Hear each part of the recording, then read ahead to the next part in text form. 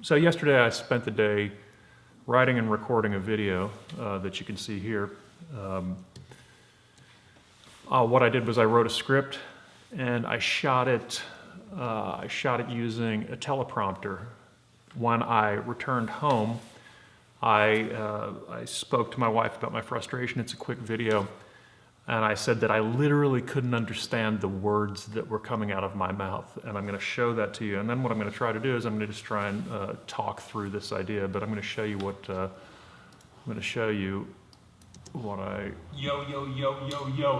if you're a tech bro, graphic designer who wants to get the bag for UX UI design at a Valley startup, this video isn't for you. Go ahead and hit the thumbs down button and move on. This video is some quick advice if you're a designer and you don't want to spend your life as a cubicle drone. I don't know if it's just me, but when I was playing the video back, I really felt like the idea is not coming out, and so I thought I would front load this. This is the idea. I always make diagrams of the ideas and in order to try to make them as succinct and clear as possible. So you don't need to watch the video any further than this if you just take a screen cap, because basically we're the solutions. The payoff to this entire video is this notion of if you have no destinations, if you have no destination for your work as a professional, you will have no career over time. And then, I should point out that I've been doing for about 30 years, and I've been running a graduate program in art and design or design for 21 years, and I see people who are really super talented. I see some people who are really super talented struggle to sustain a career or to build a career, and I think that not enough emphasis is placed on trying to understand what some of the mechanics are. And so that's what this video is about. It's about simple advice. It's about simple advice for artists and designers who are interested in attempting to get a career, to sustain a career over time, and to get a career popping. And really, what it is that I have a plan for you. Alpha behaviors. The point is that alpha behaviors will provide a career over time, and beta behaviors will kill your work and render you powerless as a designer. And I think that the important point is to get clear on some categories and some definitions. So in the context of this argument, alpha can be broken into two basic categories: the entrepreneur and the artist. So the alpha designer is the individual who effectively eats what they kill, and I'm not necessarily talking about economically, but that they accept responsibility for cultivating, that they have the responsibility for cultivating an audience and developing the economic model for the work. So what we do is we find that in designers as entrepreneurs, people who run their own studios or have their own side hustle or have their own publishing projects. And then we also find that in this model of the designer as artist. You can see beta behavior as the drone. So beta behaviors are the behaviors that will kill a career, and what they are is they are this idea that that the designer doesn't eat what they kill. And you see this behavior primarily in the terminal employee. The beta designer, by contrast, has little skin in the game. The beta designer abdicates their responsibility for their work, and in most instances, the beta designer literally trades emotional and financial security for not having to assume responsibility for the work. So these different categories, you see there's a swing category here, which is the educator. There are some educators that are publishing, and that really what they do is they effectively eat what they kill. And you can see this. So how do you know if you're looking at this category, or these categories, if you're alpha or beta? So you can ask a set of simple questions, and they are, in the work that you care about, and hopefully you do have some work that you care about, are you responsible for finding, cultivating, and developing the audience, the venue, and or the economic viability of the project? If so, congratulations, you may in fact be an alpha designer. There are some cold, hard facts involved here. And much of the work that I see in art and design school dies the moment that the pressures of the real world intrude. So how can a designer or artist sustain idealistic and rewarding work?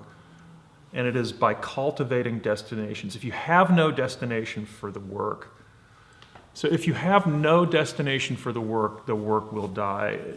So if by force of will, by cunning, by family affiliation, by social capital, if you can develop deadlines, venues, exhibitions, publications, or spaces for your work, it's my contention that really is a kind of alpha behavior that will push the work, that will drive the work across time, and will help you sustain that work. And so I see the problems as effectively in two different categories. One, the first is no drive. And this is a leitmotif of my videos, which is valuing short-term security or short-term payoff over the long-term payoff. I have a video that I'll link to, over here, which is a 5-point investment plan for creative independence. And really one of the major, if not the major point behind that video, is that you have to be willing to value, as a designer or artist that wants some kind of agency, some kind of power, you have to value long-term goal, long-term gain over short-term security. So one of the big things that I see that kills careers is the idea of the payoff. Taking the money, getting the bag, getting the short-term bag over the long-term bag, and the other one is basically fear.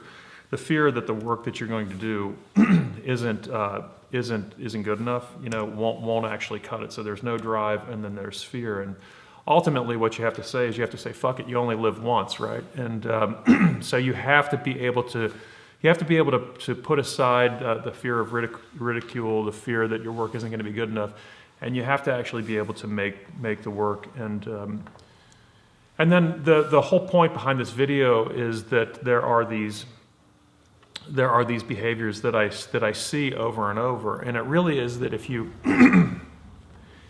have no destination for the work, you will have no work. And the solution is really simple. It's that no destinations equal no work. So if you can find destinations for your work, you'll have a vibrant career. And does this mean that you basically have to figure out how to create these destinations yourself? And it's a kind of feedback loop. If you can get deadlines and develop an audience, you can establish a feedback loop.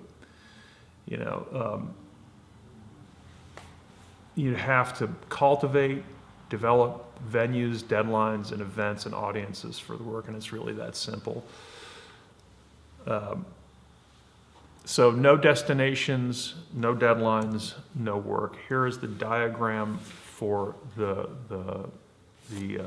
here's the diagram for the argument. So what are the takeaways? If you are currently a cubicle drone, if you're in a job as a designer that you're not interested in, if you're an artist that's working long hours and not getting it popping, I think that one of the takeaways for this are, I think, pretty simple, which is first and above all else to cultivate destinations for your work. That involves commitments, making commitments that you can't get out of. So obviously focus on the quality, above all else, the quality and the development of the body of work.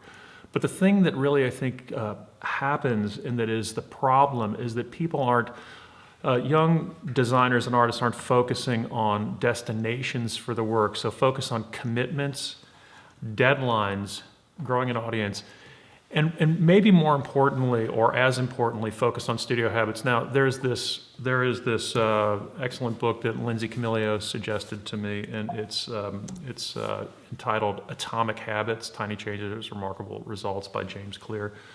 Now, I have to say that the book has a really pop name that I think doesn't do it justice. It really talks about an idea that I've been familiar with for quite a while, which is to not focus so much on tangible material goals, but rather focus on habits that lead to outcomes. So this is a highly recommended book. It's less self-help and more procedural. So that is what I would suggest.